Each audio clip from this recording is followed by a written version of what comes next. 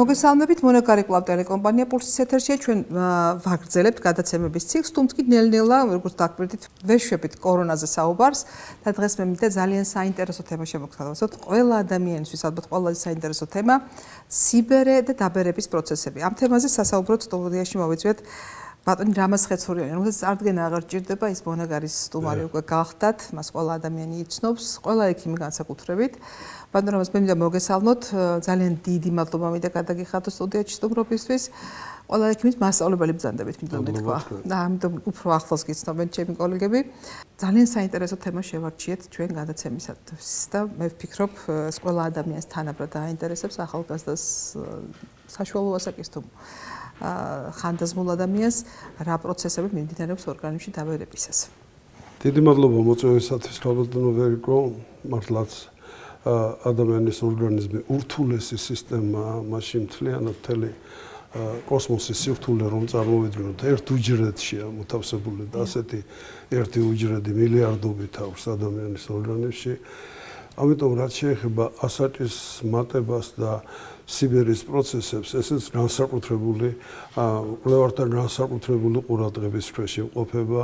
მე მხოლოდ ერთს აღნიშნავ, რომ თითქმის ყოველ 6 თვეში ერთხელ საერთაშორისო კონგრესები იმართება და ეს საერთაშორისო კონგრესებზე სიცოცხლის ხანგრძლივობაზე არის მხოლოდ ლაპარაკი და მექანიზმებზე, რაც აგრძელებს სიცოცხლის ხანგრძლივობას და რაც ცვლის საერთოდ რაც ცვლის ცხოვრების ხარისხს.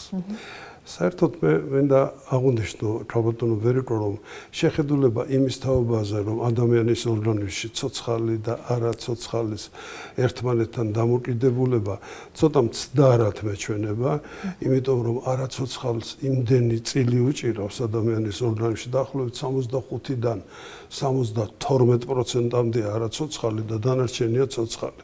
ეხლა შეიძლება ვინმე თქვას, რომ ბატონო წყალია მარტო 80% და მაგრამ საერთო პროცენტულ რაოდენობას თუ ავიღებთ ჩვენ უჯრედების საერთო რაოდენობას, ცოცხალი უჯრედების საერთო რაოდენობას, გარდაცვლილ უჯრედთა საერთო რაოდენობას და აპოპტოზირებულ უჯრედთა საერთო რაოდენობას, მაშინ არამედ ორგანიზმზე მთლიანად, მაშინ არაცოცხალი უფრო მეტია და საერთოდ რალბატონო ვერიკო სიცოცხლე ეს ცოცხალის და არაცოცხალის ერთად არსებობაა. სიცოცხლე არ იქნებოდა არაცოცხალის გარეშე. ახლა განა შეიძლება ტემპერატურის გარეშე, გარემო პირობების გარეშე, ჟანგბადის გარეშე, გნებად დედამიწის გარეშე სიცოცხლე არსებობდეს, ან იმ მინერალების გარეშე, რომელიც ადამიანის ორგანიზმში გვხვდება.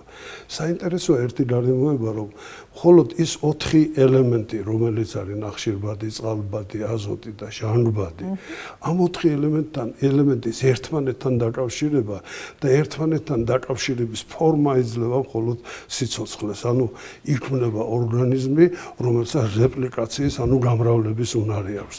თორე უმრავლესობა მასში ისევ არაცოცხალია წარმოდგენილი. ეხლა თქვენ პროფესიას შევეხები ზუსტად.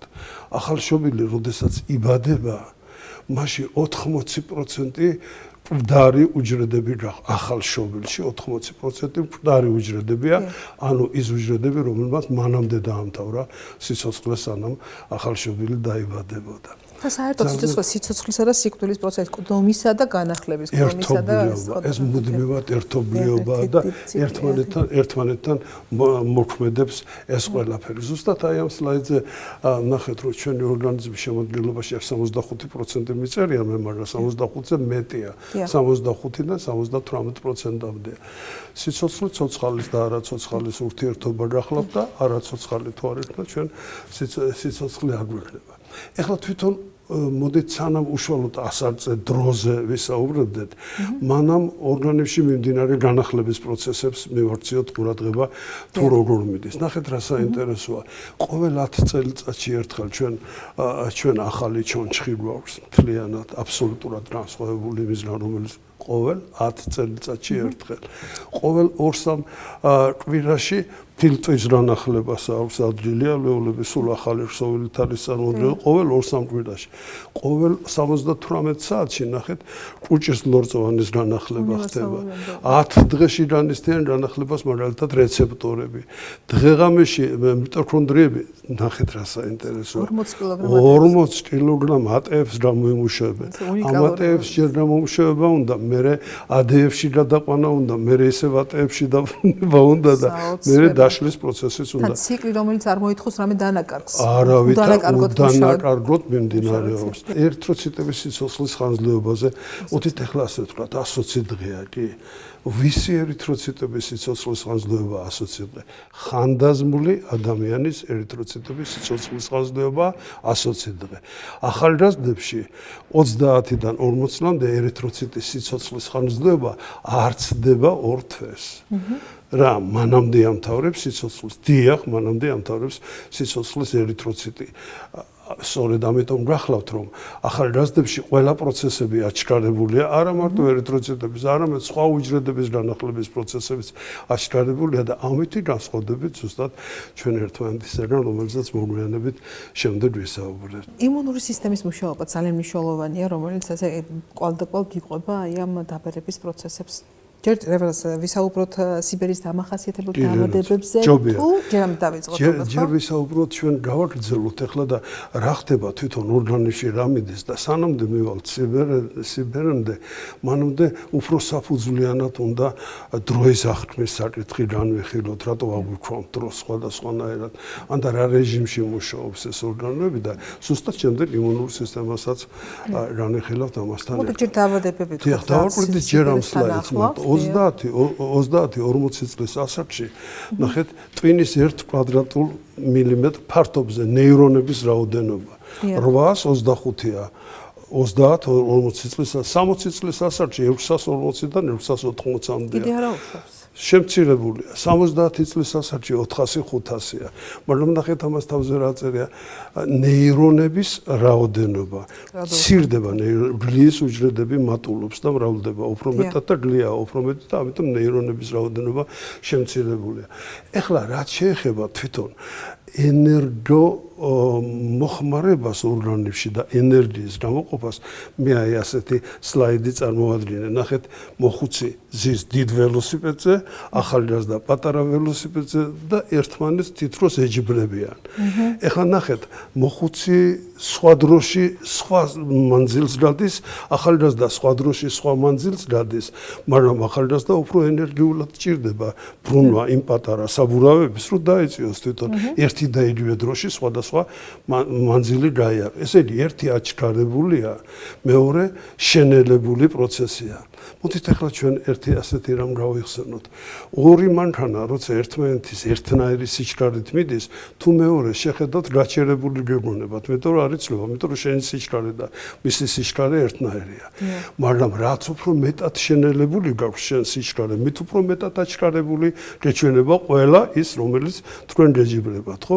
ზუსტად ასეთი მდგომარეობა თვითონ ადამიანის ორგანიზმშიდაც. ახალგაზრდა და მოხუცის ორგანიზმი ენერგომიკა ერთმანეთისაგან მკვეთრად განსხვავებულია. ახალგაზრდის ნივთიერებათა ცვლის ტემპი გაცილებით ჭარბობს, მოხუცის ნივთიერებათა ცვლის ნივთიერებათა ცვლაზე ალაპარაკი ტემპს. მოხუცის ორგანიზმში ნივთიერებათა ცვლა შენელებულია, ნახეთ ჰუმორული რეგულაცია დაქვეითებული და ენდოკრინული სისტემა მინავლების რეჟიმში მიდის. ესე იგი, ნივთიერებათა ცვლა არის შენელებული. ეხლა მოდით ვთქვათ ასე, რომ ადამიანის ორგანიზმში რამდენი უჯრედიც არის, ნახეთ, მილიარდზეა ლაპარაკი, რამოდენიმე 100 მილიარდამდე უჯრედია. ყველა უჯრედს თავისი მუშაობის ცალკე რეჟიმი აქვს. ყველა უჯრედს თუ თავისი მუშაობის ცალკე რეჟიმი აქვს, შესაძლებელია ერთს კონდეს ჰიპერფუნქცია გამოხატული, მეორეს ნორმოფუნქცია, მესამე ჰიპოფუნქცია. მაშასე ყველა მექანიზმები, რომელიც ადამიანის ორგანიზმშია, სხვადასხვა დროის გარემოში მუშაობენ, სხვადასხვა დროში მუშაობენ, ერთმანეთისგან განსხვავებით. ეხლა ნახეთ, აი ეს სურათი ცნობილი სურათია სალვადორ დალის, როდესაც დრო ჩვენ ხელებში ვეპარება და მართლაც ასეა. ისე ვეცლება ხელა სიბერე ისე მოვა, რომ საერთოდ რო არ ელოდება ადამიანი. ასე მოდის სხვადასხვა ახალგაზრდობაც, მოზარდობაც, ყველაფერი რო ის მოულოდნელად მოვა და ერთ დღეს აღმოაჩენს ადამიანი, რომ ის უკვე ის არ არის, რაც იყო. კრაუზეს აქვს ასეთი მეცნიერი გახლავთ ფიზიკოსი გერმანელი, რომელიც ამბობს, რომ ისე როგორც საერთოდ ფიზიკაში ადამიანის ორგანიზმშიდაც შენების პროცესზე ენერგია იხარჯება, დაშლის პროცესზე ენერგია არ იხარჯება. საერთოდ თელ გარემოში დაშლაზე ენერგია არ იხარჯება, მარტო შექმნას უნდა ენერგია. მაშინ უარყოფითი ენტროპია გროვდება და ეს უარყოფითი ენტროპიას მივყავართ შემდეგ ყველაფერ იმისკენ, რასაც სიბერის პროცესი ქვია და რასაც ქვია ისვლებები, რომელიც ადამიანის ორგანიზმშია. დიახ, ეხლა მოდით ვნახოთ ასეთი მცენარეები და ცხოველები სხვადასხვანაირად ბერდებიან. მცენარეების განსხვავებული რეჟიმი აქვს, ცხოველების მექანიზმიც აქვს განსხვავებული, მაგრამ საქმე იმაში გახლავთ, რომ მცენარეებში არის ზოგიერთი მცენარე, რომელიც შეიძლება ვთქვათ, რომ საერთოდ არ ბერდება. მაგალითად ისეთი მცენარეები ბაობაბი, საკუოია, რომელიც საუკუნეების განმავლობაში ცხოვრობენ, ისინი არ ბერდებიან. ხოლო რაც შეეხება ცხოველებშიდაც ზოგში აჩქარებულია, ზოგში შენელებულია. მაგალითად, პოლიპების სახეობაა ზღვის პოლიპების, რომელიც განაყოფიერების და სიბერის შემდეგ და გამრავლების შემდეგ უბრუნდება თავის პირვანდელ მდგომარეობას, ანუ ახალგაზრდობას. თევზი ქარიყლაპია, ყველამ ვიცით ეს თევზი, ხო? საერთოდ არ ბერდება. ყოველთვის შენარჩუნებული აქვს ერთ დონეზე აი ასეთი მოზარდობა. მაშინ, როდესაც ორაგული განაყოფიერდება თუ არა, ინტენსიურად ბერდება და დააჭერს იმ ღილაკს ხელს, რომელსაც სიკვდილის ღილაკი ქვია თვითონ და თვითონ წირავს სიცოცხლეს და თვითონაც ბდება. მოდით ახლა ჩვენ ასე ვთქვათ, რომ სიბერე ეს პროცესი ნაჩუქრები ის გარედან მოსული პროცესი კი არ არის. სიბერე გახლავთ სიცოცხლის ერთი ეტაპი, რომლისთვისაც თვითონ იბრძვის ორგანიზმი, რომელთვისაც თვითონ ცდილობს, რომ ორგანიზმი დაბერდეს, რომლისთვისაც ხარჯავს ძალზე დიდ ენერგიას, რომ მან სიბერეს მიაღწიოს. ეხლა რა პროცესია ეს სიბერეს რომ მიაღწიოს და რა ვითარდება თვითონ უჯრედებში, ამაში ცოტა მოგვიანებით. ოღონდ ერთი პატარა კლიპი მინდა მანამდე ჩვენ მაყურებელსაც ვაჩვენო. აი ამ კლიპში იქნება ჰოლივუდის თითქმის უმრავლესობა, ულამაზესი მსახიობები, რომელიც შეიცვლება სიბერეში და დააკვირდით ეხლა აი ამ კლიპს. ყველა ვიცნობთ ამ მსახიობებს, ესენი ულამაზესი მსახიობებია. აი ნახეთ, როგორ შეიცვლება სიბერეში, რა ხდება? იცვლება როგორც კანი, იცვლება ასევე თმის ფერს, ვერ შევატყობთ, რალები იღებავენ თმებს, მაგრამ გამომეტყველება იცვლება, მიმიკა იცვლება, ის კი არა და სახის საერთოდ აი პროექტ ყბების დამოკიდებულება იცვლება. საინტერესო გახლავთ ერთი რამ, რომ წარზიდული ნაწილები მუდმივად იზრდება ადამიანში, ეს არის ცხვირი, ეს არის ქვედაყბა და ეს გახლავთ ყურები. მუდმივად ეზრდება მთელი სიცოცხლის განმავლობაში. ისინი არ აჩერებენ ზრდას, სწორედ ამიტომ აი მოხუცებში თითქმის ყველას დიდი ცხვირი აქვს, აი ყურების ეცვლება და აი ასეთ სახეს ღებულობენ. ეს რაც შესამჩნევია გარედან უშუალოდ. ნახეთ როგორ იცვლებიან პიროვნებები. ასე ვიცვლებით თითოეული ჩვენთაგანი და როგორც ქალბატონები, ასევე მამაკაცებს ასე ცვლის ის სტადია, რომელსაც სიბერის სტადია ქვია. საქმე გახლავთ შემდეგში, რომ სიცოცხლის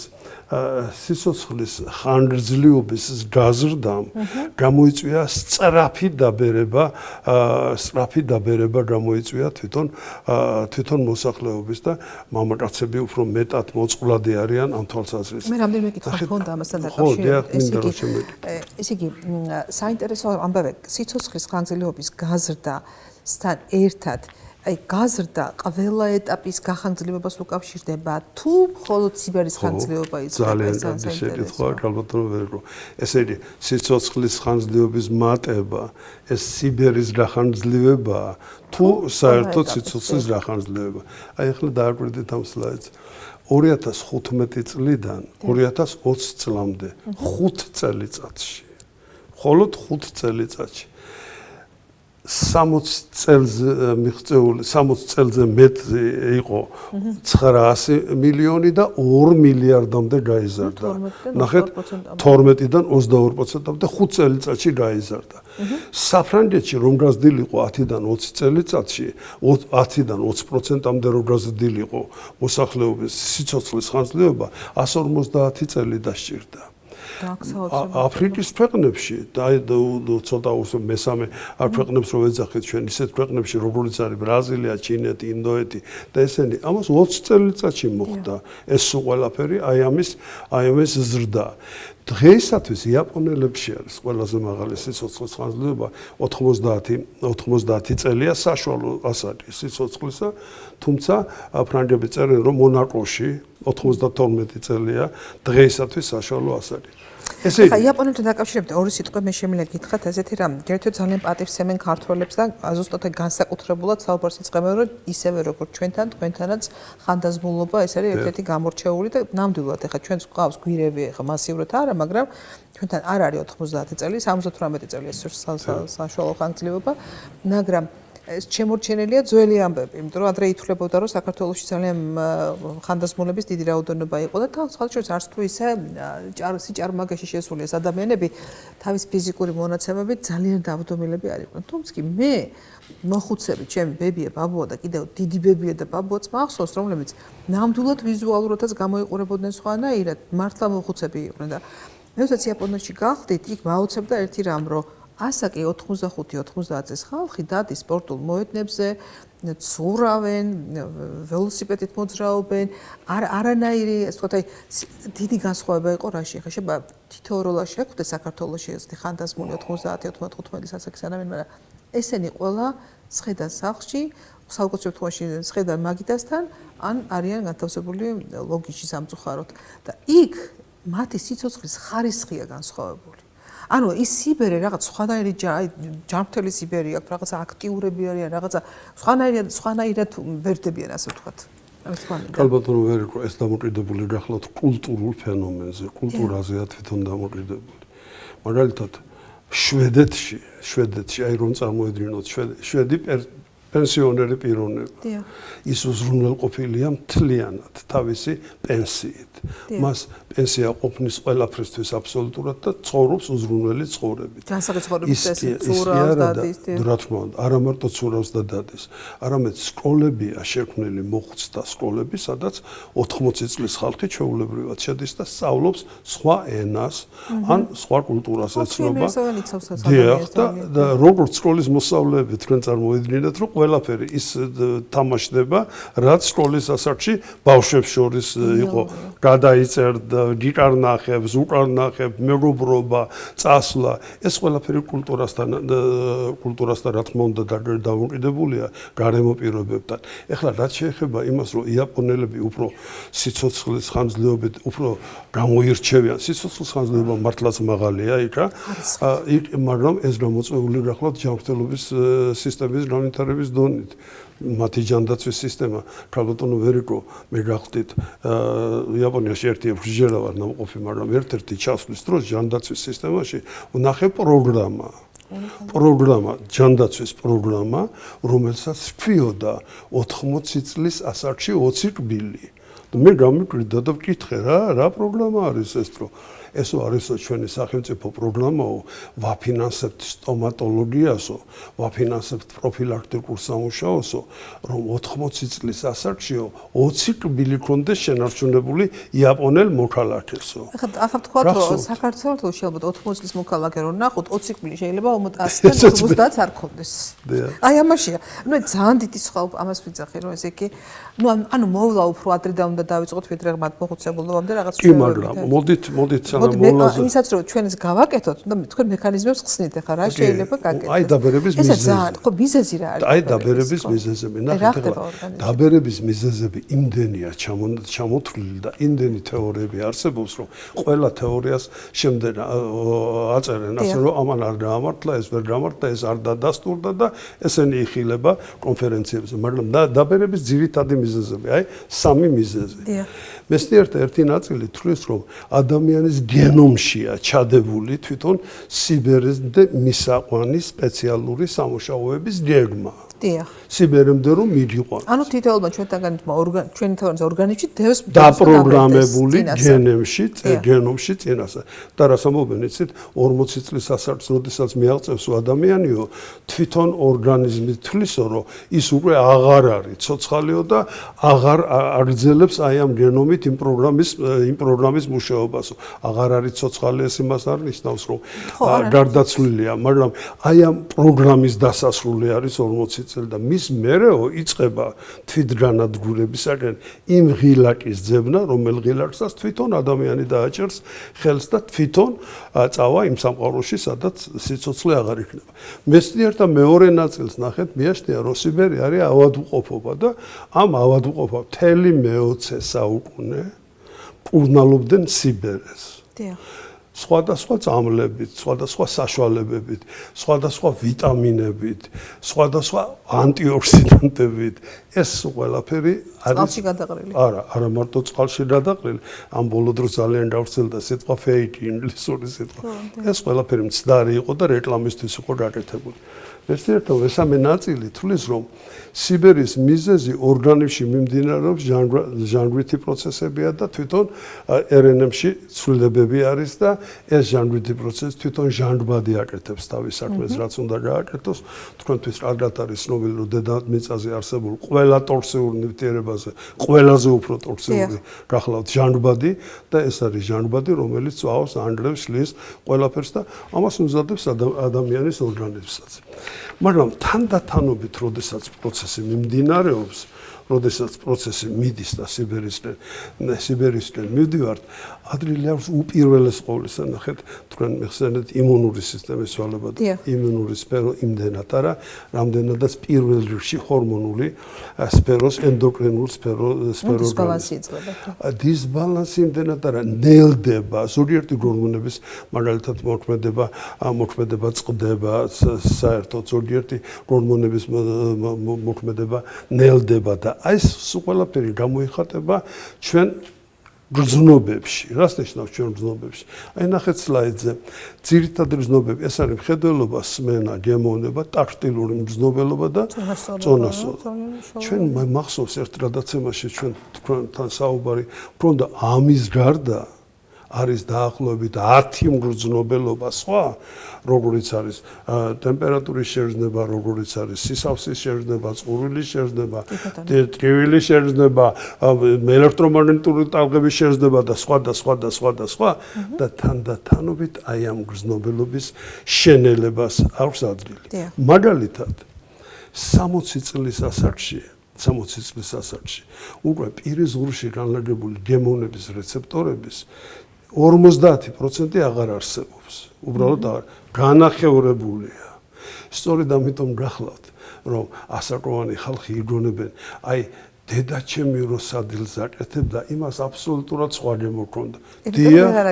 დიახ, გემოქონდა. შეიძლება მისი მეუღლე უკეთესად ან ზუსტად იმ რეცეპტით ამზადებს, მაგრამ ვეღარ აღიქვამს იმას, ვინაიდან არ გააჩნია ის რეცეპტორების ის რაოდენობა, რომელიც უნდა გქონდეს.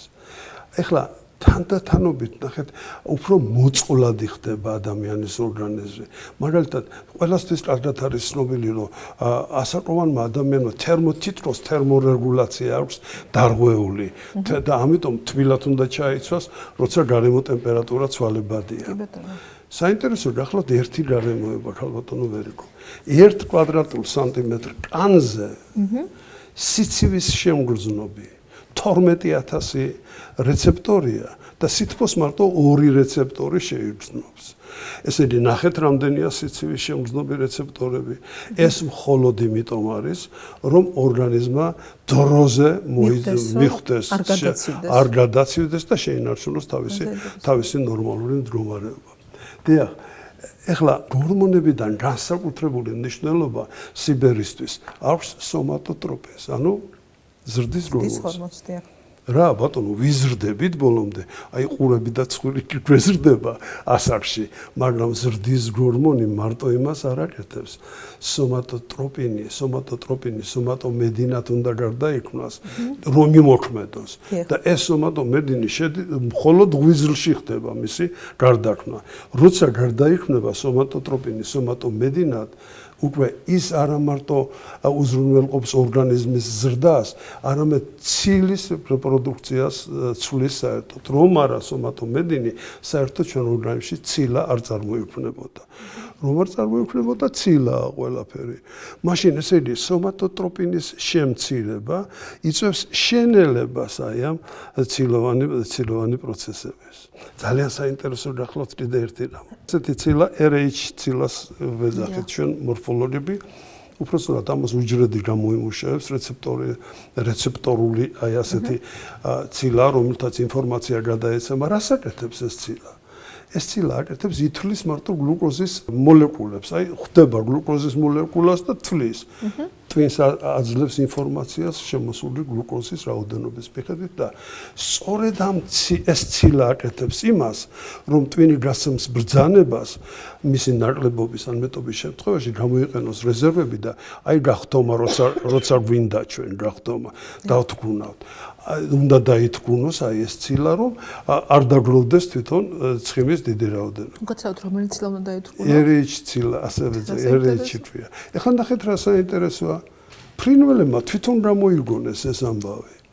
კოლიბრი ყველაზე პატარა ჩიტუნა გახლავთ. ის რითი იკვებება მარტო ნექტარით.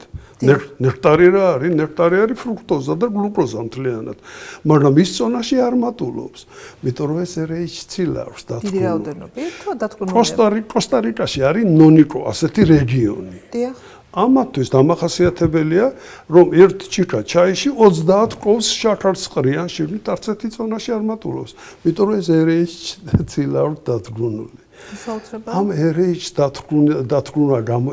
დათქმულას იყენებენ და სწავლობენ ახლა ამის გაკეთებას.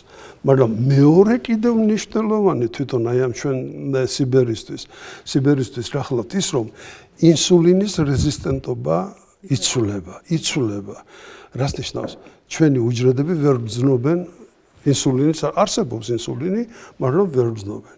ეხლა ჩვენ ყველას გვასწავლიდნენ და ვიცით, რომ ქვეშა ჯირკვალში წარმოიქმნება ეს ინსულინი ძირითადად, მაგრამ ღვიძლშიც წარმოიქმნება ინსულინი, როგორც ფერმენტი. ეს ინსულინი რას აკეთებს? კი, გლუკოზას გარდაქმნის, გლიკოგენად ყველა წრეში გვიწერია, მაგრამ სანამ გლუკოზას გლიკოგენად გარდაქმნიდეს, ყველა უჯრედს აფრთხილებს თავისი გამოჩენით. შეწყვიტეთ ახლა მუშაობა, შემოსულია გლუკოზა და მიერთეთ ეს დრო სრული ავსიტყვის შესვენებას აცხადებს მუშაობაში, რომ შეწყვიტეთ მუშაობა და აიღეთ გლუკოზა. ის გლუკოზა, ეხლა რომ მივიღეთ, ის გლუკოზა კი არა, რეზერვებიდან გამოსული გლიკოგენიდან გარდაქმნილი გლუკოზა მიიღოთ. იმიტომ რომ ეხლა ადამიანი როცა იკვებება, იმ საკვები პროდუქტიდან მიღებულ, ეს იქნება ცილა, ცხიმი თუ ნახშირწყალი, მოიხმარს. არავითარ შემთხვევაში რეზერვებში უშვებს და რეზერვებიდან დარეზერვებული. ესე იგი, აი ეს ინსულინის რეზისტენტობის ცვალებადობაა ძირითადი და ეს RH ცილა, რომელიც ცვლის საერთოდ აი ჩვენ ცოტა მოგვიანებით უჯრედზე ვისაუბრებთ. კიდე იქ ორი მორფოლოგიური წარმონაქმნია, რომელიც აკეთებს მთელ საქმეს, რაც სიბერისთვის არის დამახასიათებელი. ესე იგი ეს RH ცილის აქტივობა დამოკიდებულია ასაკზე და ასაკთან ერთად ესე იგი მცირდება? რა თქმა უნდა, ასაკთან ერთად RH ცილის აქტივობა კლებულობს და სწორედ ამიტომ არის რომ მატულობს ზონაში ადამიანის ცხიმი უგროვდება უფრო მეტი. ეხლა ცოტა სარკოპენიაზე გვექნება საუბარი, მინდა რომ ვისაუბროთ ეხლა ცოტა მოგვიანებით, მაგრამ მანამდე მინდა მე თქვენ გითხრათ, აი ბავშვებში აი ასეთი პათოლოგია, რომელიც პროგერიის სახელწოდებით არის ცნობილი, ხო? ძალზე იშვიათი პათოლოგია. მთელ მსოფლიოში მხოლოდ 350 ბავშვი იყო აღწერილი 5-6 წლის ასაკში, 60 წლის ასაკის მიღწეულ პიროვნებებზე მსგავსებიან, უეცრად ბერდებიან ესენი და უეცრად დაბერება გამოწვეული გახლავთ მხოლოდ და მხოლოდ იმითი, რომ მათ უჯრედებში გროვდება ცილა პროგერინი დიდი რაოდენობით, უჯრედიდან არ გამოდის ეს პროგერინი და სწორედ ეს ნაადრევი ასაკში ხორციელდება მისი ასე ბირთვის ფორმა. ბირთვის ფორმას იცვლის დნმ მთლიანად იცვლება და 6 აი ნახეთ ახლა ეს ბავშვი არ გახლავთ 4 წლის არის ესა და მოხუცის გამომეტყველება აქვს. მოხუცებიდი არ არიან, მაგრამ თუ შეხედავთ კანი ჩვეულებრივად მოხუცის კანი აქვს, ასაკით ბავშვები არიან, მაგრამ რაღაც ინტენსიურად მიმდინარეობს დაბერების პროცესი და აი როცა ბავშვობაში მიმდინარეობს ეს პროგერიის სახელწოდებით არის ცნობილი. ეს გენეტიკურად განპირობადებულია? ეს არის გენეტიკურად პირობადებული და ეს არის ზუსტად იმ ცილების გავლენის შედეგი, რომელზედაც მე გითხარით. ამჟამად იტალიაში ამ პროგერიას მკურნალობა დაუწყეს და აღმოაჩინეს, რომ არსებობდა ჩვეულებრივი ანტიბიოტიკი, მისცეს ჩვეულებრივი ანტიბიოტიკი, რომელსაც რაპამიცინი ქვია და ამ რაპამიცინმა გარკვეულ წილად შეაჩერა ეს პროცესი. შემდეგ დაიწყეს ამ რაპამიცინის გამოსვლა. ეხლა მიმდინარეობს რაპამიცინს სწავლობენ ესპანეთში, სწავლობენ საფრანგეთში, რაზე სწავლობენ? რაპამიცინმა სიცოცხლის ხანძრობა გაუზარდა თაგვებს. ესე იგი, თუ თაგვის სიცოცხლის ხანძრობა 3.5 წელი იყო, ხო? დაუმატა 1 წელი რაპამიცინის მიღების. ანელებს ცილის სინთეზს და ამ დროს ცილა ჩვენი არსებობის ყოველ ძირითადი მნიშვნელოვანია. საინტერესოა. აჩერებს და ამის ცილის სინთეზი, ნახეთ, რას ვამბობთ, ცილის სინთეზის შენელებით გახანძრდა სიცოცხლე, ხო? და ამ დროსაც პროგერინის წარმოქმნა შეაჩერა. ძალიან საინტერესოა. ესე იგი, ახლა ერთი შეკითხვა მოქვს ასეთი გამიჩნდა. ეს პროგერინი ბუნებრივად, თქვა და ყველა უჯრედში გამომუშავდება. ხო, მაგრამ ოდის ტოვებს დროულად უჯრედს, ესე იგი, რა დეგრადირდება. შემახსენეთ, მაგრამ მე როგორ ტოვებს ის უჯრედს, ხო არ არის რაიმე მოწყობილობა თუ ვერ გავიხსენე, მაშინ შემახსენეთ და მე გიპასუხებ დაუცილებლად. დიახ. ეს პროგერინი გამომუშავდება ყველა უჯრედში, ნებისმიერი თქვენ თუ გახსოვთ ჩვენ ქონდა საუბარი. რა არღვევს აი ამ პროგერინის გამომუშავების ოდენობას, დატოვებას, დეგრადაციას, აი გამოტანა ირღვევა უჯრედში. აი რა არღვევს ამ გამო? აი ამაზე ცოტა მოგვიანებით გეტყვით აუცილებლად. ჯერ ნახოთ ვერნერის დაავადება, ნახეთ პროგერია ხო გითხარით, მაგრამ ვერნერმა შეისწავლა უყურეთ, ამათ შორის ასე ერთი და იგივე პიროვნებებია 2 წელიწადში, 22-დან 26-მდე 4 წელიწადში და ისეთ მამაკაცები ნახეთ 2 წელიწადში რა დაემართა. ესე იგი 2 წელიწად რაღაც ინტენსიურად წარმოიქმნა რაღაც ცილები და აი ასე დაბერდა პიროვნება, ხო, ასე შეეცვა. ეხლა დაბერდა ნიშნავს, რომ უჯრედის სიცოცხლის ხაზლდება მოემატა. დაბერების პროცესი, როდესაც მიმდინარეობს, ქალბატონო ვერიკო, ერთი უჯრედი მეორე უჯრედს ინფორმაციას აწვდის, რომ მოდი შენ შეაჩერე შენი პროცესები და გადმოდი ჩემ ხარეზე, იმიტომ რომ აქ უფრო დიდხანს ვიცოცხლებ და გრძელდება. ესე იგი ნახეთ, დაბერების პროცესი მაშინ ხანგრძლივდება, როდესაც უჯრედს არ აქვს თვითგანადგურების უნარი. უხართ რატომღაც კარგავს ეს უჯრედი აპოპტოზის უნარს, აღარ აქვს აპოპტოზის უნარი, ან და გახანგრძლივებული აქვს ეს პერიოდი იმ პროგერინის გამო, ნახეთ ბავშვებში და ვერნერის დაავადების დროს რომ იყო დაგროვებული, აქაც გროვდება ეს პროგერინი და ამიტომ გრძელდება ეს პროცესი. ეხლა პროგრესული სიმსივნესაც იგივე ხდება, ხო? სიმსივნეების განვითარების დროს ესე იგი აპოპტოზი აღარ არის. იქ აღარ არის. 53-ია, იქაც და იქაც ესე. გამრავლება მიდის პროგრესულად მათემატიკურ გეომეტრიული პროგრესიით და არ ჩერდება. და არ ყვდება არასდროს. არ ყვდება. თუ ხაიფლიკი გვეუბნებოდა რომ 50-ჯერ მეტჯერ არ უნდა გამრავლდესო უჯრედიო, სინამდვილეში სიმსივნური უჯრედები მრავლდებიან განუსაზღვრად.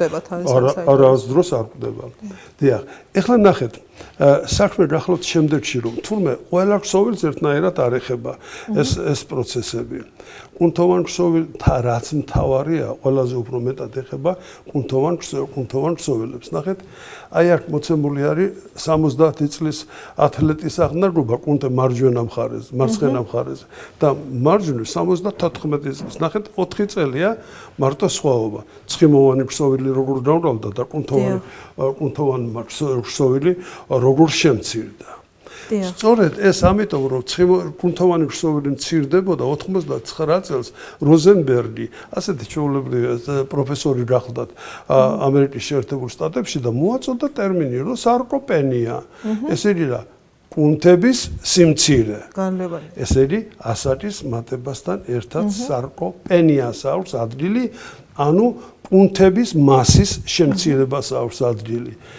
2016 წელს მსოფლიო ჯანდაცვის ორგანიზაციამ ეს სარკოპენია შეიტანა დაავადებების რიგში. ჩამონათვალში. ეს იყო შეცდომა, იმიტომ რომ ეს დაავადება არ არის. დაავადება მე მგონია რომ არის ის რაც ყველას არ ემართება და თუ იმეს დაემართა რომ ისი გამყურდება შეიძლება და ეს ემართება ყველას. დავიმახსოვროთ ეს რომ სარკოპენია ყოფილა და ცხიმოვანი ქსოვილი მატულობს ხო ზოგადად რომ წარმოვიდგინოთ ასე. კი ბატონო. ეხლა გადავიდეთ ისე უჯრედზე და მე ასეთი ეს ჩემი წიგნიდან არის ეს უჯრედის სურათი და ძალიან მომწონს და მე მინდა ამას მარტო ვაჩვენებ რომ აქ ორ რამეზე მინდა გამამახვილო ყურადღება. ერთი გახლავთ ლიზოსომა, რომელიც თითქოს მივიწყებული ლიზოსომები ვამბობთ. ამ დროს ამიშოლოვანია და მეორე გახლავთ რიბოსომა. აი ამ სურათზე ეს ყველაფერი რაც არის წარმოდგენილი ერთი უჯრედის შემადგენლობაში შედის. ღამის ნიუ-იორკს გავს. გახსოვთ მაგია რა?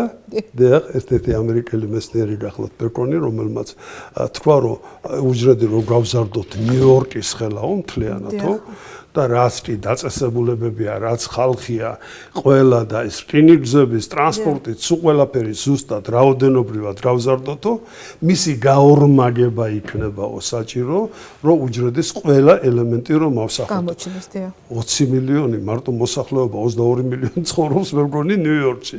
და ახლა რაც ნაგებობაა და რაც ის არის 10 ჯერ გაზარდე და იმდენი ორგანელა გახლავთ თითოეულ უჯრედში. დიახ.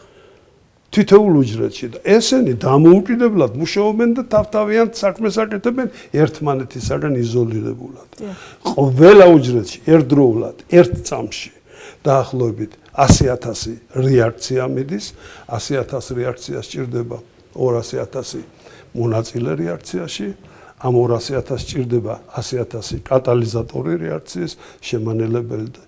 ამ 100,000 სჭირდება იზოლირება მეორე ნაწილისაგან ხო და ამას ყველაფერს აკეთებს და ახერხებს ეს უჯრედი. ეხლა რაც შეეხება თვითონ იმ ორს ლიზოსომა. დიახ. აი ეს ლიზოსომა გახლავთ ზუსტად ერთ-ერთი ძირითადი ელემენტი უჯრედისა. რას აკეთებს? ალაგებს, ყველა ნაგავი გამოაქვს, ასუფთავებს, გარდაქმნის და გამოყოფს უჯრედის გარეთ, უჯრედს შორის სივრცეში. კი ბატონო. ზუსტად აი ამ ლიზოსომების მუშაობის გაუკუღმართებულობის ბრალი გახლავთ უჯრედში მიმდინარე პროცესები და იმ პროგერინი რომ არ გარდაიქმნება და რომ არ გამოდის გარეთ. რა ემართება? ახლა ისმება კითხვა ხო? კი მაგრამ რა ემართება ამ ლიზოსომებს? ოდნავ გადახოვას გავაკეთებ ბატონამას, მაგრამ ერთი ყველაზე დიდი საშინელება რაც ახასიათებდა კორონას. რა გახლავთ? უნიკალური ამბავი იყო რომ ესე იგი მას შემდეგ რაც გოლჯის კომპლექსში შეიმოსებოდა ცილოვანი გარსი შედიოდა ლიზოსომაში და ანგრევდა ლიზოსომას იმის მაგივრად რომ ლიზოსომი შეშინებოდა და გაქცეოდა ბრუნდებოდა და მაგრამ აღწერილია შემთხვევები როდესაც ლიზოსომიდან გამოდის თვითონ გარეთ და არაფერი არ მოსდის ხო აი ზუსტად ეს არის ის რომ თვითონ მოქმედებდა ლიზოსომურ აპარატზე რომ არ დაეწყო ლიზოსომას მოდით ასე გასაგებენაზე აი ეს დასუფთავების პროცესი მაშინ რა ესე იგი უჯრედში ასაკის მატებასთან ერთად ქვეითდება ლიზოსომები მარტო ასეთ ცალკეული სახით აუარებელი რაოდენობით არის თვითონ გამოიწვევს ინტოქსიკაციას ორგანიზმის დაბინძურებას დაგროვებას იმითებს რომელიც არ უნდა იყოს და ეს არის ყველაფერი ეს იმისაც რა დავბერდეთ ლიზოსომს და ვუარო ხო ახლა ლიზოსომს თემა როგორ მოვუაროთ მაგასაც არის ამის გზა ერთადერთი ყველაფრის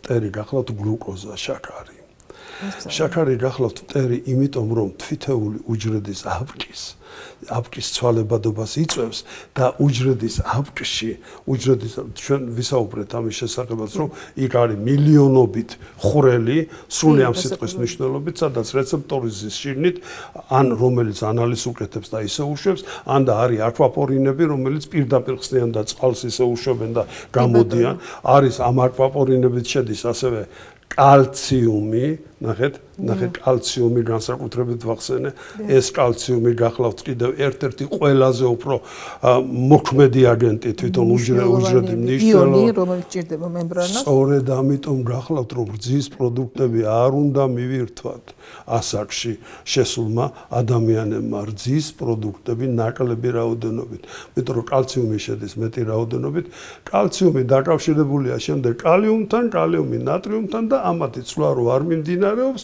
ზუსტად მიმდინარეობს ის პროცესები რომელსაც რომ უნდა ძალიან რა უნდა ქნათ აი ამ დროს როგორ ასე შეიკავონ თავი თქვათ რძე კაზეინია და თქვათ უჭერს მონელება და არა მაგრამ რა შეიძლება ეხლა რა გითხრათ ეცეთ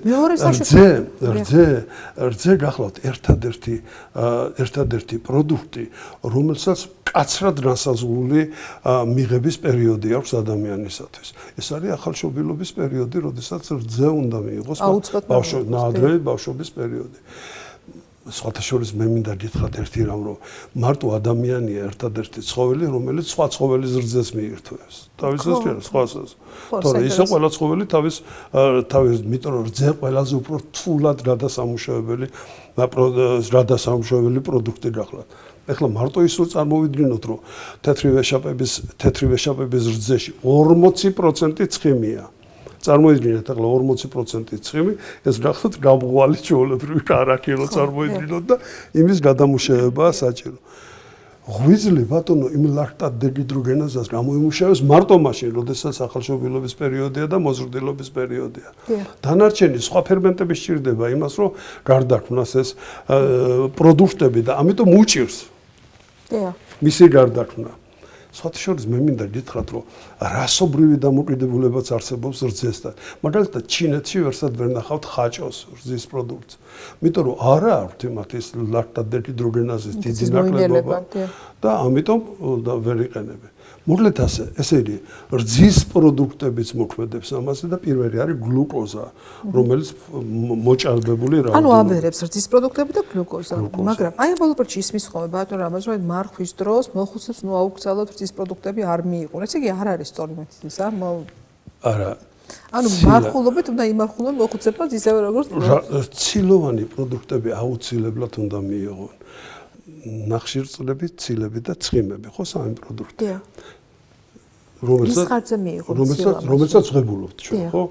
ეხლა ნახშირწყლები და ცხიმები გროვდება ადამიანის ორგანიზმში, ცილების დაგროვებას ადრილი არა. ცილა წარმოეშვება, იშლება, მუდმივ ცვალებადობას განიცდის. თუ არ გროვდება რეზერვები არ არსებობს ცილის. თუ რეზერვები არ არსებობს, მთლიანად დამოკიდებულია თვითონ გარედან შემოსულ პროდუქტზე და ორგანიზმის აქტივობაზე. თუ ორგანიზმის აქტივობაა შეჩერებული, მაშინ შენელებული, როგორც ჩვენ ვთქვით, თუ დროის აღქმა დროის აღქმას შენელებულია ამ დროს, ხო?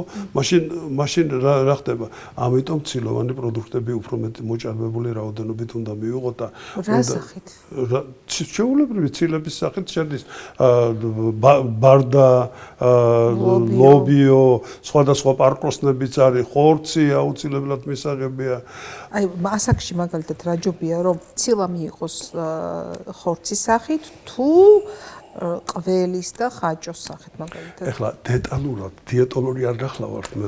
ასე მექანიზმებთან გითხრათ, მე გეუბნებით ზოგადად რა პროცესები მიმდინარეობს ორგანიზმში, მაგრამ რაც შეეხება კვებას და სიცოცხლის ხანგრძლივობას, კორელაციაშია და ხო, ამასთან დაკავშირებით ცოტა მოგვიანებით, როდესაც აი ცოტა მოგვიანებით, როდესაც ამას შევეხებით. ეხლა ვინაიდან ლიზოსომაზე ვისაუბრეთ, არ შეიძლება რომ რიბოსომაზე არ ვთქვათ. ეს უნიკალური მიკროორგანიზმები, მოდი ვთქვათ ასე, არ არის ეს ძალიან არსებული ორგანიზმი, მაგრამ შეიძლება ორი ნაწილისა და მცირე ნაწილი, დიდი ნაწილი, ეს არის ქარხნები, სადაც იწარმოება ცილები და გამუდმებით მუშაობენ. ნახეთ აქ გოლჯის აპარატის ფირფიტებზე დამაგრებულიც არის რიბოსომები და თავისუფალი რიბოსომებიც არსებობს და რას აკეთებენ? ცილების პროდუქციას.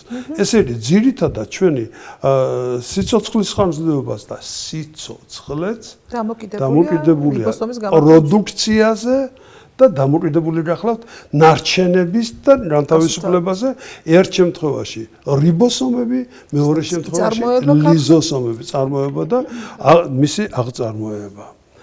და ამ ყველაფერს მიტოქონდრიები ჭირდება რომ ენერგია ჰქონდეთ. და ეხლა რაც შეეხება მიტოქონდრიები მართლაც უნიკალური. მართლა კაპიტონ ვერკო ჩვენ იცით რას ვასწავლეთ მთელი მე-20 საუკუნის პირველი ნახევარი, მეორე ნახევრის რომ უჯრედში არის ასე და რამოდენიმე მიტოქონდრია.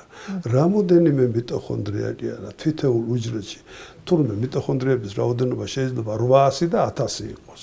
ეს მიტოქონდრიები მოძრაობენ, გადაადგილდებიან ერთი ადგილიდან მეორე ადგილზე, რა თქმა უნდა, მაგრამ ვერავინ რო ვერ ახსნა. დღეს ახლა ძალიან დიდი მუშაობა მიმდინარეობს თვითონ ამ მიტოქონდრიებზე, მორფოლოგები სწავლობენ. დღეს ლაზერული სკალპელია, ლაზერული პინცეტი არის ახალი თანამედროვე მიკროსკოპები აღჭურვილი გახლავთ ლაზერული პინცეტით. რას ნიშნავს? ესეთი ცოცხალ უჯრედში მიტოქონდრიას ნახავ და გააჩერებ იმ ადგილზე, რომ კარგად შეისწავლო მისი მოძრაობა. საოცარი რამ აღმოაჩინეს, რომ ეს მიტოქონდრიები, რომელიც შეიძლება 800 იყოს, შეიძლება 600 იყოს, იცვლებოდეს მასი რაოდენობა. ერთი თუ გამოდის წყობრიდან ყველა ითიშება. საოცრება? რა, მიმდევრობით არიან ერთმანეთთან შეერთებული ფიზიკის კანონში ვიცით ჩვენ, რომ ნატურები თუ მიმდევრობით არის შეერთებული, ისინი ითიშება. ერთის გამოსვლა თიშავს ყველაფერს და აპოპტოზით იწყება და იმის გამო რომ მიტოქონდრიები ენერგიას ვეღარ გამოიმუშავებენ იმას რაც საჭიროა. სწორედ აი ახლა დაახლოებით 1-5-6 წლის წინ უფრო ნათელი გახდა და ექსპერიმენტულად დადასტურდა რომ ATF-ი და ADF-ის ერთმანეთთან ცვლილება ადენოზინ დიფოსფატიც იგივე მნიშვნელოვანი ყოფილა როგორც ადენოზინ ტრიფოსფატი და ამათ შორის რა დამოკიდებულება იყო და აი რადიკალები და ჟანგბადის რადიკალი და დაგვაქცია ამ ჟანგბადის რადიკალმა ეს ასე არ არის სინამდვილეში რომ არ იყოს ის ჟანგბადის რადიკალების სიცოცხლე არ იქნება მარტო ჟანგბადის რადიკალებს რო ვებრძე და ანტიოქსიდანტები რო გონია ყველაფრის გადამჩენი ნაოჭს რომ გაასწორებს კანს რო ახალგაზრდას დაგვიტოვებს შეგვიცვლის ფერს კანის ფერს ეს არ არის სწორი იმიტომ რომ გარედან მიღებულ არც ერთ ანტიოქსიდანტს თვითონ ორგანიზმი ახლა ამბობენ რომ ღებულობს მაგრამ მე ვამბობ რომ უჭირს მიღება გარედან მიღებული ანტიოქსიდანტი ვინაიდან ყველაზე უფრო ძლიერ ანტიოქსიდანტი თვითონ და გამოიმუშავებს გიპეროქსიდის მუტაზა ქვია ეს ისეთი ანტიოქსიდანტია რომ საერთოდ ყველა რადიკალებს უცვლის თავის მდგომარეობას და ყოფნის თავისი და აი თქვენ რომ მითხარით იმუნურ სისტემასთან დაკავშირებით ის ანტიბიოტიკი რომელიც მე გიხსენეთ რომ პროგერიას ამ კურნალობენ და გააჩერა პროგერიად რომ იმუნოდეპრესორი გახლავთ იმუნოსუპრესორი უпроსორად იმუნური სისტემის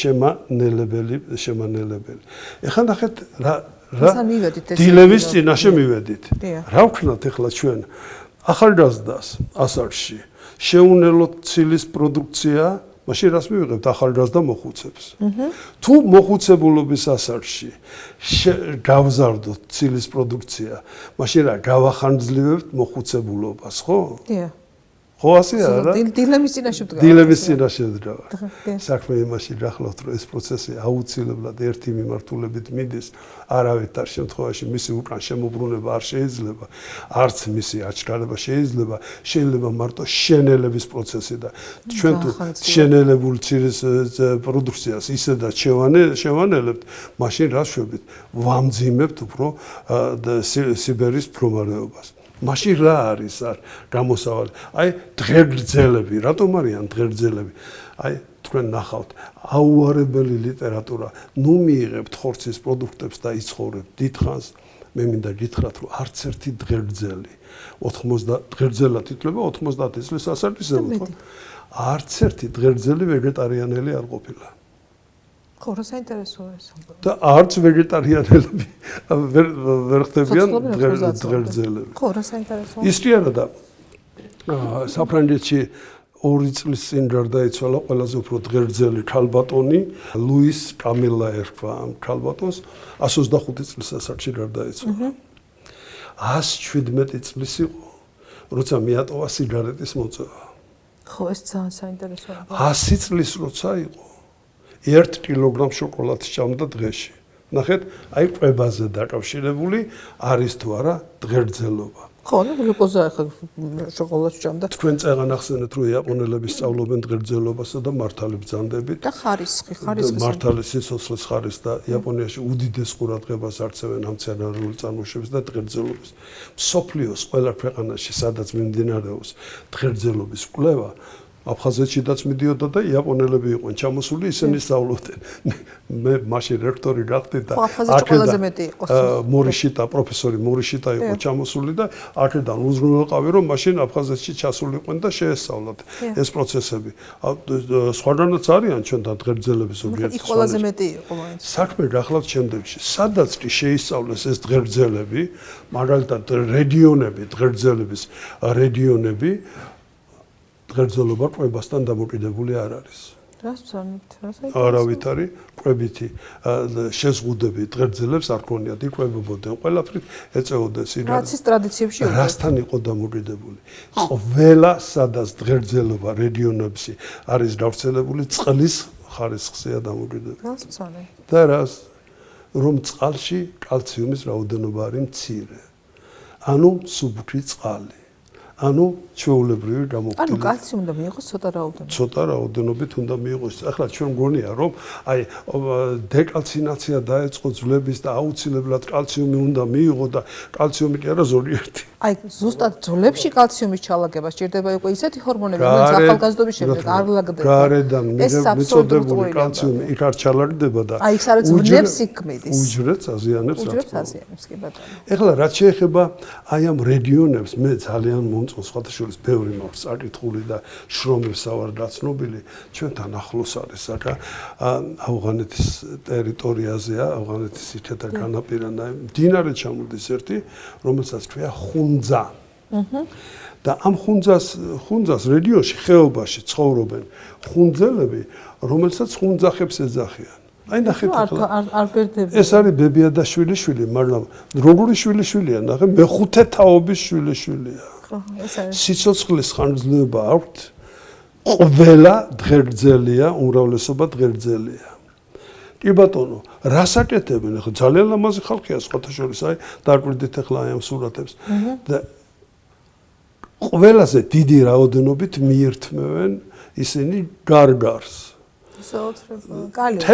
თელი ზაფხული ამზადებენ გარგარის ჩირს ზამთარში გარგარით იკვებებიან მაგრამ ამასთან ერთად იცით რა საკეთებენ კიდე ის ხუნძა მდინარე რო ახსენე კალციუმი ყველაზე ნაკლები რაოდენობით არის მაშინ ესეთი სასმელ წყალში და ნაკლები რაოდენობით აქვს კალციუმი ამის გარდა მისი ტემპერატურა ყოველთვის არის 10 გრადუსი ზაფხულში და 10 გრადუსია ზამთარში და 10 გრადუსი ესენი ბანაობენ მხოლოდ იმ მდინარეში იმ ცივ 10 გრადუსიან წყალში ამის გარდა რა საკეთებენ ყოველდღიურად თვითეული ხუნძელი, ეს იქნება მოხუცი თუ ეს იქნება ახალგაზრდა. დაახლოებით 10-15 კილომეტრს გადის. ის კი არა, რომც არ გქონდეს საქმე დავუშვათ, არ არის წასასვლელი არსად და იმერდ რეგიონში ან თავის სოფელში რა უნდა ადგილზე ხტუნავენ, რაღაც წესი აქვს ასეთი ცეკვები აქვს ასეთი და ხტუნავენ ადგილზე, ამუშავებენ კუნთურ სისტემას და კუნთურ დატვირთვას ღებულობენ. ამის გარდა კიდე რას აკეთებენ ესენი? იკვებებიან ცოტას, რა თქმა უნდა, და არა კალორიული. ვერ ნახავ ვერც ერთ ღიპიანს და ვერ ნახავ ვერც ერთ დაუშვათ ცხიმის მოჭარბებული რაოდენობა რო ქონდეთ. ეხლა მთელი მსოფლიოს კვლევარების ყურადღება აქ მიქცეული, იმიტომ რომ ძირითადად ამათ წესებს სწავლობ. გარდა ამ წესებისა, ამათ კიდევ სხვა ძალიან კარგი წესები აქვს. არასდროს არ ჩუბობენ, არ ნერვულობენ, ალკოჰოლს არ იყენებენ და დაკრძალვის ცერემონიალზე მღერია. სწორედ ამიტომ გახლავთ, რომ მოხუცები ხშირად ამბობენ, იცი რა, მძიმე პროდუქტია, ამას მე ვეღარ მივირთმევ, იმიტომ რომ მან მეტეორიზმს აქვს ადგილი, ან გაზის დაგროვებას აქვს ადგილი, მონელების პროცესი ვერ, იმიტომ რომ არ არის ის მიკრობები, რომელიც მას ახალგაზრდობის რატო შეიცვალა pH-ი შეიცვალა. pH-ი რო შეიცვალა, რა უნდა ორგანიზმის pH-ი წავიდა მჟავიანობისკენ. აუცილებელი გახლავთ, რომ როგორმე შეუწყოთ ხელი ამ მიკრობების გამრავლებას და ამისთვის საჭირო გახლავთ ახლა მე არავის რეცეპტს არ ვეუბნები და სამკურნალოდ გარკვეული რაოდენობით სოდა უნდა მიიღოს. აი ამას შესაძლოა, ყველა იღებს მაინც იღებს. უნდა მიიღოს. ეს არის ესე კეთილად pH-ს ხელშეწყობა. გახსოვთ ნოდარ დუმბაძე, სოდის მიღების რამდენი წესი არსებობს და არ ვიციო ილკო ხან ენაზე დაიყრის და ისერებულობსო და ბებიაჩებიო წყალში ნოდარი როგორი იუმორი ქონდა რა. საჭირო იყო ეს სოდა აუცილებლად ხუცებულებში და იმიტომ კი არა რომ კუჭის ტრივილები ქონდა და ის ჩაეცխრო. არამედ იმიტომ რომ მიკროფლორა მოეწესრიგებინა ერთი და მეორე გაიკეთებია ის რომ როგორმე pH-ი გაეწონასწორები. ეხლა pH-ი რო გააწონასწოროს, მარის საჭირო რაოდენობით სოდა რომ მივიღოთ, იქნება 100 გრამი დღეში, მაგრამ ყოველ დღე 2 გრამი სოდის მიღება თანდათანობით შეანარჩუნებს აი ამ მდგომარეობას ძალიან მნიშვნელოვანი მესიჯი. მარტივი მე მხოლოდ ფიზიოლოგიიდან და მორფოლოგიიდან გამომდინარე გეუბნები. ეს ძალიან მარტივი და გასაგები რატო? მეორე მომენტი რა არის ბატონო, რატო არ უნდა გვეშინოდეს თქვა ესეთი გზამრილის დატოვების, იმიტომ რომ მე სულ მახსოვს ხოლმე ჩემი მასწავლებლების თქვენც მათ შორის რომ ყური დაუგდა ორგანიზმს. აკუეტებულად რო ეხა მიიღეთ მაქსიმალურად დიდი რაოდენობით წყალი, მე წავიკითხე მე ძალიან ბევრ ლიტერატურაში რომ უსმინეთ ორგანიზმს, კარნახობს რა უნდა მას დალიეს სოდა გესიამოვნა, უნდა დალიო, ესე იგი გააგრძელო.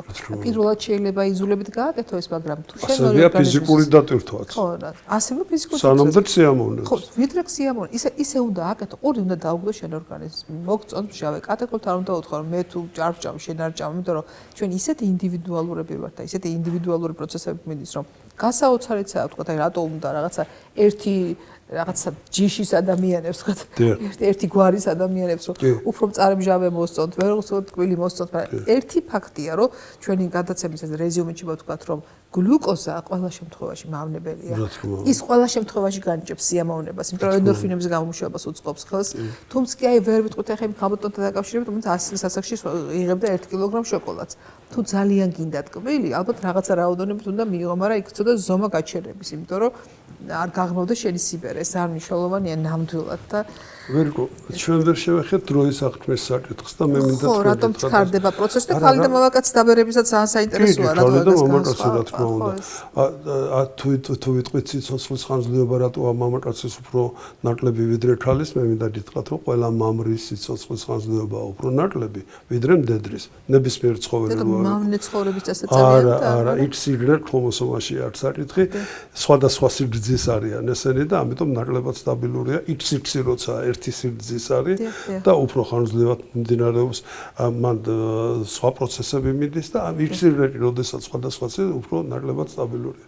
ეხლა რაც შეეხება თვითონ დროის აღქმას, რა ბატონო ვერო, დროის აღქმის საკითხი იცვლება. ჩვენ განახეთ ხო ის ველოსიპედი და ეს ყველაფერი.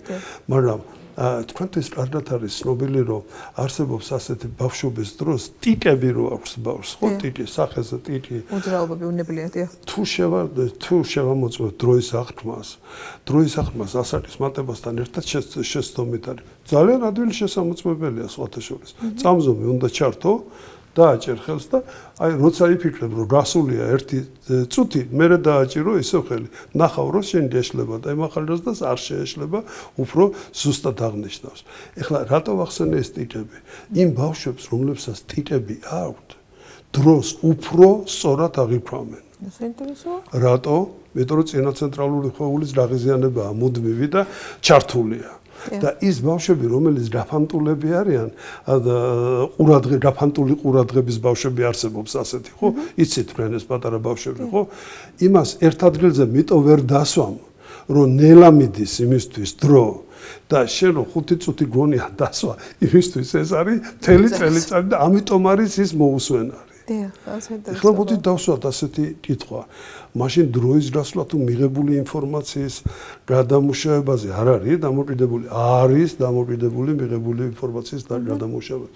ესე იგი, ასაკის მატებასთან ერთად მიღებული ინფორმაცია ჩვენ იქნება მხედველობით, ისმენითი თუ ტაქტილური, რომ ვღებულობთ იმის გადამუშავებას უფრო მეტი დრო სჭირდება.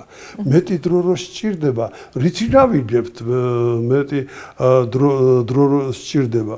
მეტი დრო რო სჭირდება, შედეგით გავიგებთ, ხო, როდის დადგა და როდის არ დადგა. მაგრამ ტვინი ჯილდოს გვაძლევს ამისთვის სიამოვნების ასეთი გორმონი გახლავთ, რომელსაც გამომუშავებს და ვღებულობთ და სწორედ ამიტომ არის. როდესაც ჩვენ რაიმე სასიამოვნო საქმეს ვაკეთებთ, რომელ ასაკშიდაც არ უნდა ვიყოთ, დრო ძალიან სწრაფად გადის. კი, რასაკვირველია. დიახ. ხო, შორს აი სიმსივნის პათოლოგიის ჩამოყალიბებაზე იყო ძალიან საინტერესო სტატია, სადაც ამბობდნენ, რომ ადამიანს ძალიან ხშირად მაშინ უჩნდება ეს ავტოსებიანი სიმსივნე, როდესაც ის კარგავს ფუნქციას. საქმე აღარ აქვს, საქმე. აი ადამიანს რომელსაც იყო გაკავებული და ცხოვრობდა აი ამ საქმით უცებო გამოეცლება ხელი და აი ყველაფერი მეთოდი ხსენეთ მე შვედები მათ საქმეს უჩენენ მოხუცებს და ამუშავებენ და აკეთებინებენ თვითონ. დიახ, მოხუცებულმა არ უნდა იყოს სიკვდილის ბოლოდში ცხოვრება რასაც. ყოველ არ უნდა იყოს რა თქმა უნდა და არ უნდა იმ ღილაკს უახლოვდებით, კი ეს ჩვენი ორგანიზმი უახლოვდება, რომელსაც მე ბოლოს თვითონ ორგანიზმი აჭერს ხელს და დიდ სიამოვნებას ღებულობს ამის პასუხად, როდესაც მას აჭერს ხელს, იმიტომ რომ გულის უკანასკნელი შეკუმშვასთან მოძლევს დიდი რაოდენობით ჰორმონული სპექტრის გადმოსროლა ერთდროულად და ეს სიამოვნების განცდით მიდის აი ამ ქვეყნიდან ტანჯვით არ გადადის, იმიტომ რომ ყველა ადამიანი ამბობენ რომ ზოგს კი და ზოგს არაო. აი ამას ამბობენ. ყველა ადამიანი. ყველა ესე გადის.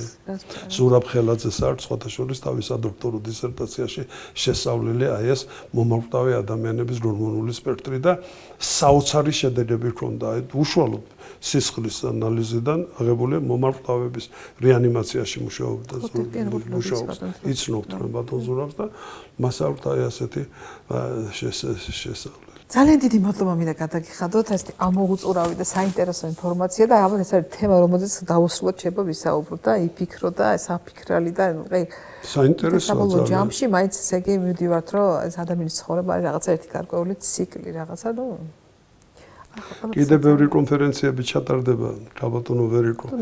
სიცოცხლის ხანძლივობის ზრდა არავის არ აწყობს. გარდა იმ პიროვნებისა, ცოტა მეტ სოციალურ სახელმწიფოსთვის ეს ზარალის მეტი არაფერი არ არის, იმიტომ რომ პენსიონერების რაოდენობა მატულობს. კი, რასაკვირველია, თუმცა ამბობენ რომ მოსახლეობის გამერებადი სპექტრი აქვს და ჩამქრთელობისთვის ეს არავით არის სასიამოვნო არ არის, იმიტომ რომ ჩდება პათოლოგიები მთელი რიგი, ეს პათოლოგიები იმიტომ ჩდება რომ იმუნური სისტემა ვეღარ მუშაობს ისე როგორც უნდა მუშაობდეს, ეს არის სიმსივნური, ეს არის გულსისხლოვანი სისტემის პათოლოგია, ალცჰეიმერის პათოლოგია, რომელიც ასე გახშირდა. რატო გახშირდა? მიტომ გახშირდა, რომ ეს ზუსტად სხვათა შორის მე მინდა გითხრათ, რომ აი ალცჰაიმერის დაავადების დროს პროგრესინის რაოდენობა მატულობს. მომატებულია. საინტერესო ამბავია. დიახ. ძალიან საინტერესო და ამოუწურავი საკითხია მინდა გითხრათ და ძალიან ბევრი საფიქრელი დაგვიტოვეთ თქვენ. დიდი მადლობა თქვენ. ძალიან დიდი მადლობა მინდა გადაგიხადოთ როგორც ყოველთვის იყო არაჩვეულებრივ საინტერესო აკადემიური და განსაკუთრებული მინდა გითხრათ და ეს თემაც არის ესეთი ძალიან ცხოვრებისეული და საფიქრელი დაუტოვეთ მე მგონი ჩვენს მოსახლეობას ძალიან ბევრი. ახლა თვითონ უნდა თავარია ფიზიკურად ცოტა რომ უნდა გააქტიურდეთ, აუცილებლად უნდა გავაქტიურდეთ, მეტყვი რომ ჩვენ ძალიან ძლიერი რიცხოვანი ერი ვართ და ამიტომ ჩვენთვის უდიდესი მნიშვნელობა თითოეული ადამიანის სიცოცხლეს. ნუ ჩათვლიან თავს რომ ისინი დაბერდნენ, ისინი აღარ არიან საჭირო. თვითონ უნდა გამონახონ თავისი საჭიროება. თუ ვერა ადგეს ფეხზე, სარკეში ჩაიხედოს და შეცვალოს თავისი წარმოდგენა თავის თავზე თვითონ და ფიზიკურად დაიტვირთოს. ეს რა მნიშვნელოვანია. უღრმესი მადლობა მინდა გადაგიხადოთ, ნამდვილად გეთანხმებით, ადამიანი კიდე რაც უფრო ხანდაზმული, მით უფრო ფასეულია, იმიტომ რომ ეხლა ვავლებ ხოლმე რეტროსპექტივად თორსა ვფიქრობ, ბებია რამდენ საინტერესო ამბავს მიყვებოდა, მეუბნებოდა, აი რომ გასახედავდა, იმდენ საინტერესო პროგნოზს აკეთებდა, ნიავი საიდან უბერავდა, ყველაფერი იცოდა, ჩვენ არაფერი დავიმახსოვრეთ, გვეუბნია რომ ეს ზემოდის ჰაერზე ესწოდა და არ იმახსოვრებდა. თითოეული მათგანის სიცოცხლის ბოლო ამას ვთქვამთ, ძალიან დიდი მნიშვნელობა აქვს და ძალიან საინტერესო თემა შევეხეთ, მოგეთ მინდა გითხრათ.